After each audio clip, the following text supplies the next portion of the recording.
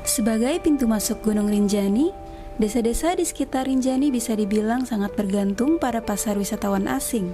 Terdapat berbagai daya tarik wisata selain Gunung Rinjani, seperti pedesaan adat, air terjun, budaya, dan kuliner, serta tenun.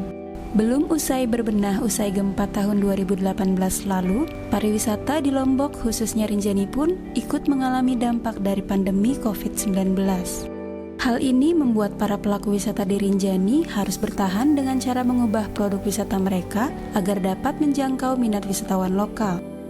Kelompok masyarakat dan pengelola desa-desa wisata di sekitar Rinjani berkesempatan untuk meningkatkan kapasitas mereka demi merespon perubahan pasar dan mempersiapkan kedatangan kembali para wisatawan.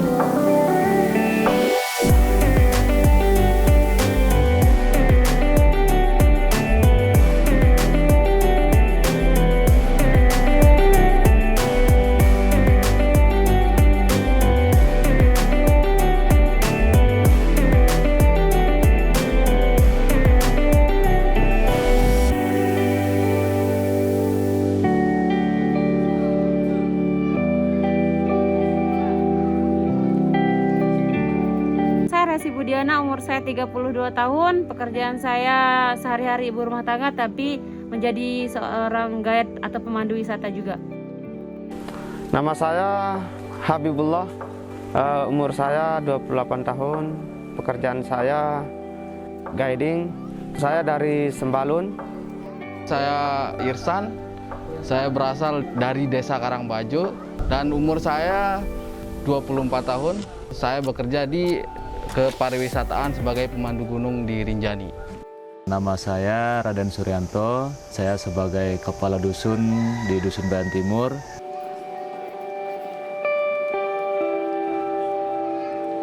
Kami masih dibilang dari gempa dan ditambah lagi COVID, jarang sekali ada tamu.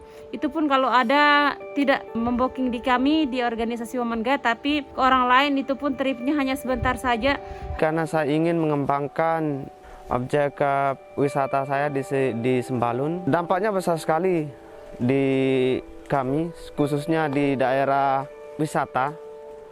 Tapi kami beralih ke profesi awal kami, yaitu menjadi petani. Setiap ada teman-teman yang menginfokan kita untuk pelatihan, kita bersemangat sekali. Kita menambah wawasan untuk kita kembangkan di desa kami. Karena kami di Desa Bayan ini potensi cukup banyak yang di Bayan ini. Nah, cuma nanti bagaimana cara kami bisa mendampingi kami di Desa Bayan ini, bagaimana cara pengembangannya, pengelolaannya, agar betul-betul potensi yang di Desa Bayan ini bisa maksimal.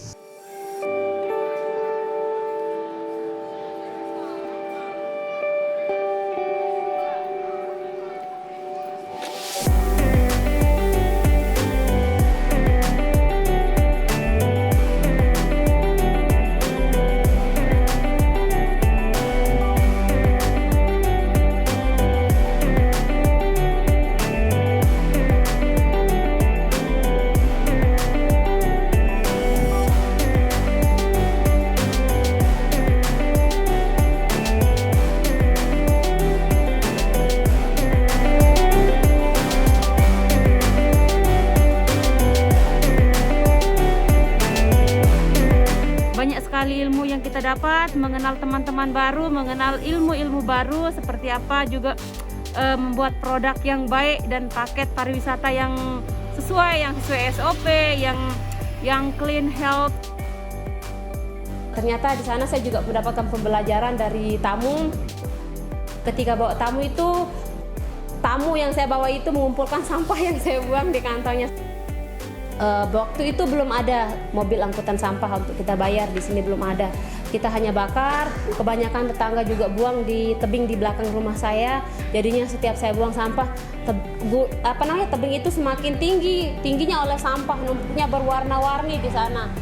Akhirnya saya ajak ibu-ibu rumah tangga yang tidak ada kerjaan, saya ajak mereka, ayo gimana nih kita caranya untuk mendaur ulang sampah, dan sampah ini bisa kita jadikan souvenir untuk tamu, supaya sampah ini tidak hanya kita daur ulang tapi juga bisa menghasilkan uang buat diri kita, buat organisasi kita.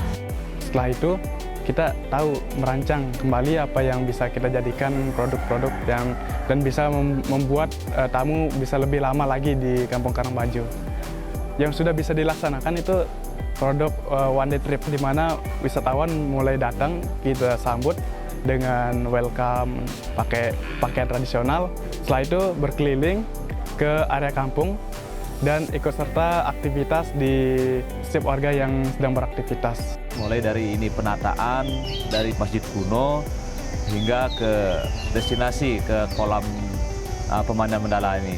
Nah, dan di masjid kuno ini kami sudah mulai penataan dari pengelolaan pusat informasi. Di sana sudah sampai saat ini sudah mulai mereka melakukan tentang penyediaan kain untuk wisata yang masuk ke ini masjid kuno.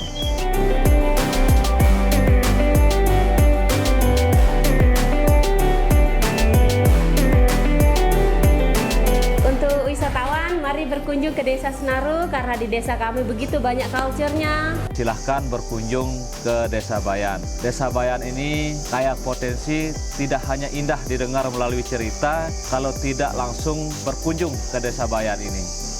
Yuk berkunjung ke desa wisata di Desa Adat Karangbajo. Jangan lupa datang. See you!